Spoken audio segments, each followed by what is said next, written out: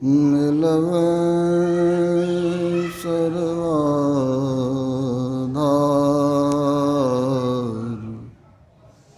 मंगलमय मंगल करन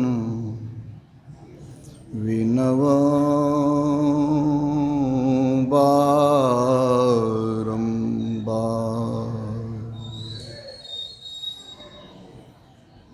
परमात्म तत्व में प्रनिष्ठित आराध्य देव के चरणों में शतकोटि नमन।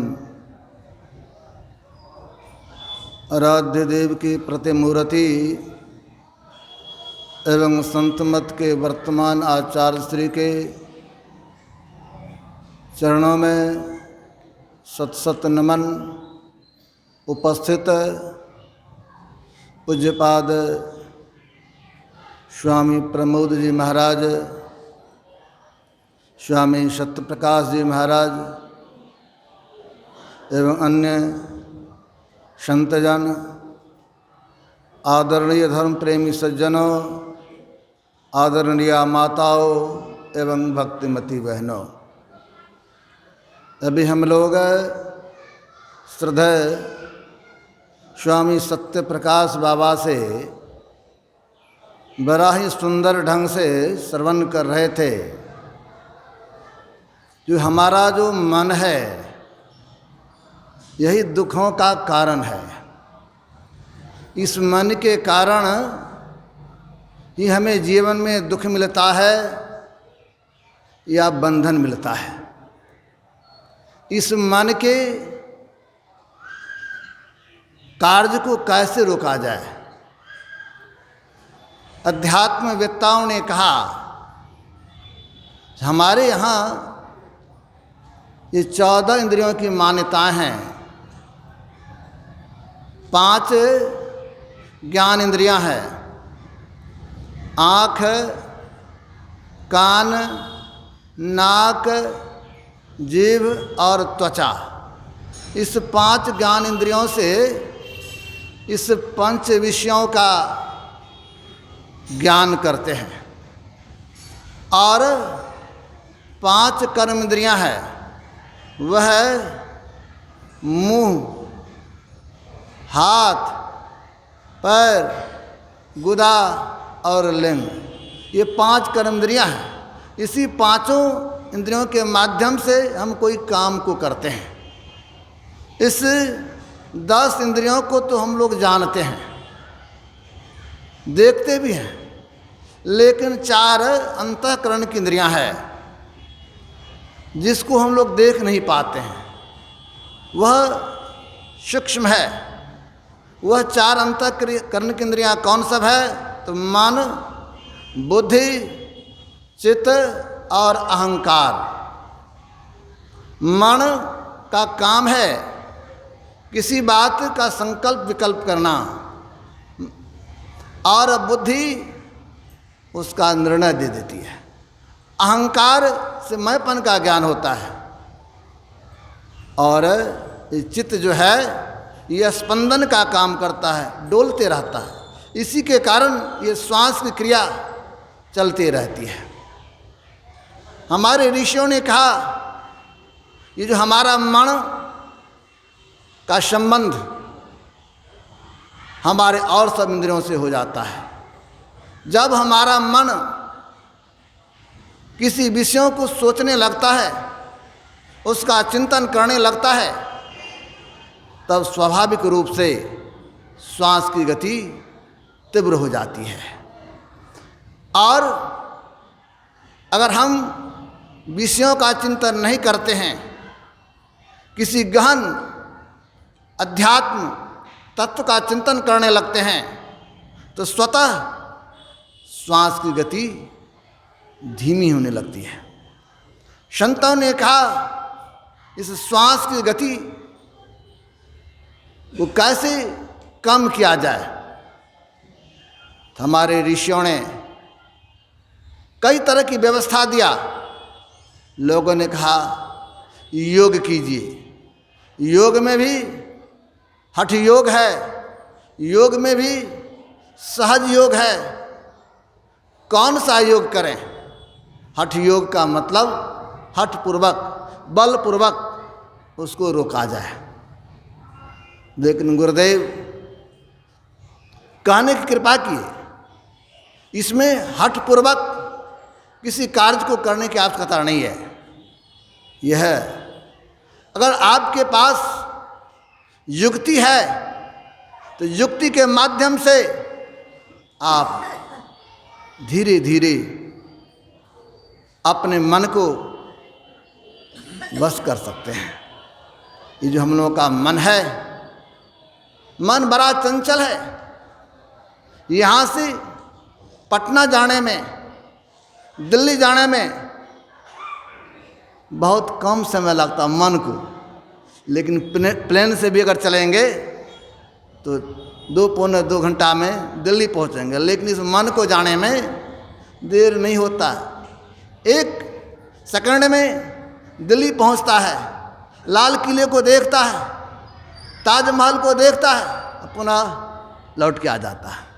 ये मन बड़ा चंचल है, इनकी गति भी बहुत तीव्र है। एक बहुत बड़े वैज्ञानिक हुए जिनका नोबेल पुरस्कार भी मिला, उनको आप लोग जानते हैं, आइंस्टीन। बहुत बड़े ऊंचे दर्जे के वैज्ञानिक हुआ उन्होंने सापेक्षता का सिद्धांत दिया। आज जो हम परमाणु बम देखते हैं उन्हीं का दिया हुआ है, उन्हीं के सिद्धांत पर परमाणु बम लोगों ने तैयार किया। उनका कहना था जो जितना सूक्ष्म होता है वह उतना अधिक गतिशील होता है। तो हमने देखा संसार में बहुत चीज़ों को आप देखते हैं, बड़े बड़े जेट विमान, नेट विमान सब निकला है, लेकिन सब के सामने, सब जो मन के सामने बौना पड़ जाता है। मन की गति बहुत अधिक, क्यों? तो मन बहुत सूक्ष्म है। तो मन सूक्ष्म है तो वैज्ञानिक ने कहा जो जितना सूक्ष्म होता है उसमें उतनी अधिक गति होती है और वह उतना पावरफुल होता है। उन्होंने सिद्धांत दिया E=mc², सापेक्षता का सिद्धांत दिया। तो ये मन जो सूक्ष्म है, और इस सूक्ष्म मन को सिर्फ गति देने की जरूरत है, दिशा देने की जरूरत है। मन तो गतिशील है, लेकिन इनके दिशा को मोड़ने की जरूरत है। इस तरह हमारे APJ कलाम महोदय ने मिसाइल बनाया, तो मिसाइल तो बड़ा गतिशील है, लेकिन सिर्फ उनकी दिशा को मोड़ दीजिए। जिधर आपका शत्रु है उधर उसका दिशा कर दीजिए तो उधर क्षति पहुंचा देगा। उसी तरह जो मन है, ये मन जन्म जन्मांतर से संसार के विषयों का चिंतन करते आया है। ये मन बाहिर्मुखी बना हुआ है, संसार के विषयों को सोचते हुए आया है। इसलिए इसी का संस्कार हमारे चित्त पर छाप पड़ा हुआ है। तो हमें करना क्या है? इसकी दिशा को बदलिए। इसकी दिशा को कैसे बदलेंगे? हमारी वृत्ति जो बहिर्मुखी बनी हुई है, हमारी वृत्ति जो संसार के तरफ है, संसार के विषयों की तरफ है, उसको मोड़िए।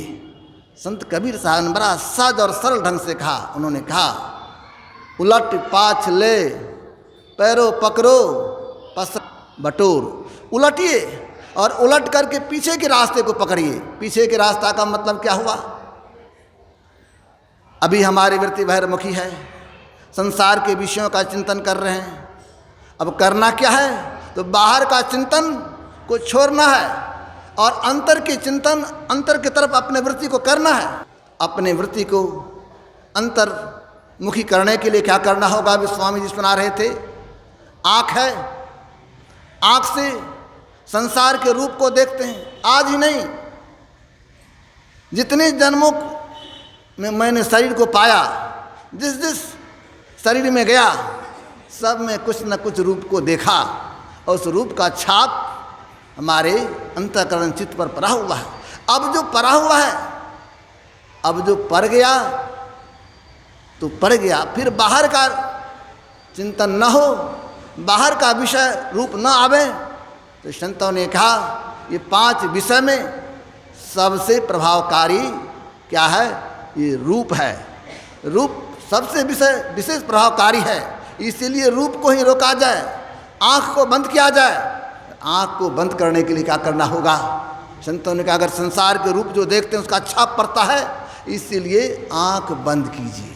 ध्यान जो करते हैं, मेडिटेशन जो करते हैं, इसमें ध्यान में आँख जो बंद करने की बात है। इसीलिए जो पहले का जो रूप का संस्कार हमारे अंदर पड़ा हुआ है, तो उसके लिए अब फिर बाहर से नया नहीं आवे, तो नया संस्कार न बने तो आँख लोग बंद करते हैं। इसीलिए संत कबीर साहब ने बड़ा अच्छा कहा, नैनों की करी कोठरी पुतली पलंग बिछाए, पलकों के चिकडार के पे को लिया रिझाए।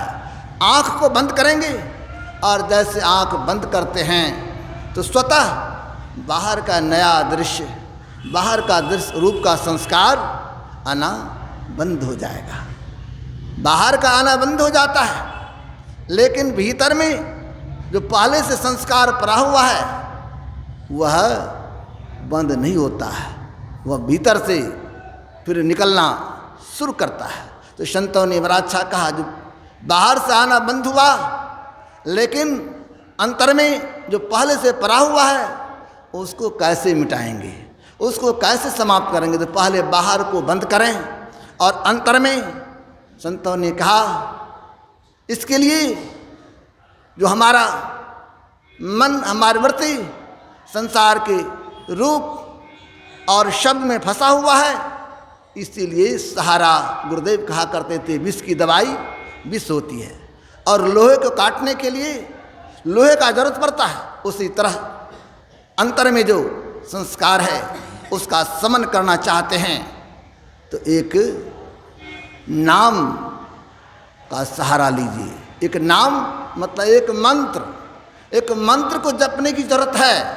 ये मंत्र को जपते हैं, लेकिन मन मंत्र में नहीं बंधता है।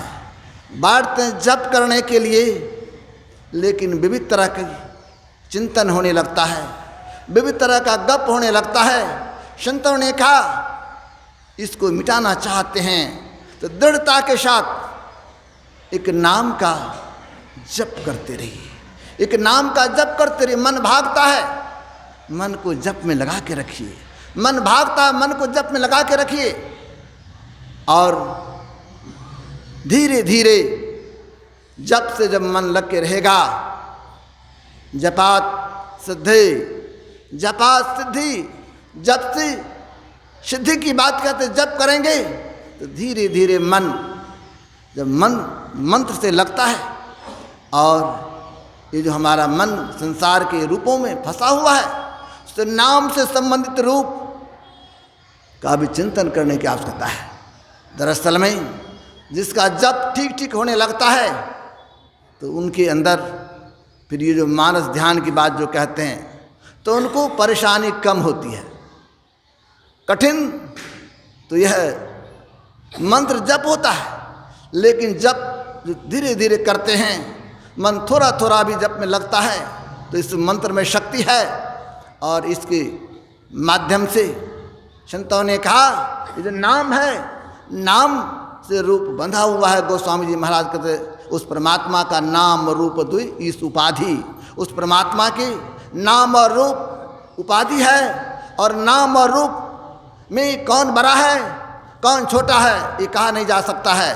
नाम और रूप का संबंध मालिक और नौकर से कहा गया है, इस तरह का होता है। जिस तरह नाम जप करते हैं तो स्वतः रूप भी आ जाता है। गुरुदेव से पूज्यपाद गुरु सेवी भगीरथ जी महाराज एक बार पूछे, हजूर जो ध्यान करते हैं मानस जप और मानस ध्यान, तो जो सूरदास हैं जन्मांध हैं, तो वे कैसे करेंगे मानस ध्यान? वो तो कभी किसी रूप को देखा नहीं है। तो गुरुदेव कहने कृपा के देखो जी, जो जन्मांध है उसको तो और जल्दी मानस ध्यान हो जाएगा। कहा हुजूर कैसे? कहा जिस तरह कोरा कागज होता है उस पर किसी चीज़ को लिखने में परेशानी नहीं होती है। तो जो कभी किसी रूप को इस जन्म में नहीं देखा, जन्मांध है, तो पहले जो कुछ देखा वही ना संस्कार है। नया शरीर में जो आया तो नए रूप को तो नहीं देखा है। तो वे जब जप करने लगेंगे तो मंत्र में शक्ति है। जब ठीक ठीक जप करेंगे तो स्वतः जिस मंत्र को जपता है तो इष्ट का भी दर्शन होने लगता है।